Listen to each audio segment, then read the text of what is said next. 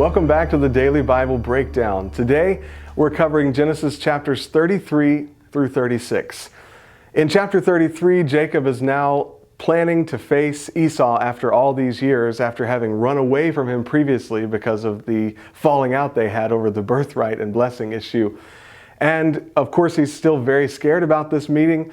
And so he lines up his servants and his family, seemingly in order of their importance to him, keeping Rachel and the children by Rachel closest to him as they proceed towards Esau. But when they get to where Esau is, Esau actually runs to meet him, hugs him and weeps, and there is no animosity whatsoever, it seems. And he refuses the gifts, but Jacob insists that he take the gifts that have been sent to him. And then they decide that Esau's going to go ahead a little bit into the land. And then Jacob takes his family and he goes basically the opposite direction to a place called Shechem. In chapter 34, we find that once in the city of Shechem, Jacob's only daughter, Dinah, was actually raped by the king of Shechem's son, whose name also happened to be Shechem. Now, her brothers are outraged by this and they intend to do something about it.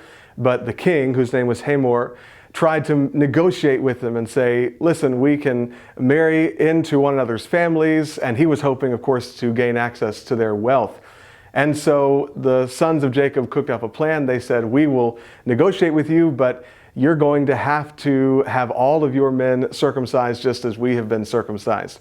And the king and his son and all the people agree to this again, because Shechem wanted to marry Dinah at this point, and they were hoping to benefit from all the wealth that Jacob's family had. They agree to it. They're all circumcised, but in the process of recovering from their circumcision, Jacob's sons go in and slay all of the men of the city and plunder the city. Specifically, it said that Simeon and Levi were leaders of this particular plan, and it grieved Jacob because he felt that this was going to cause them to make enemies and have to be on the run once again.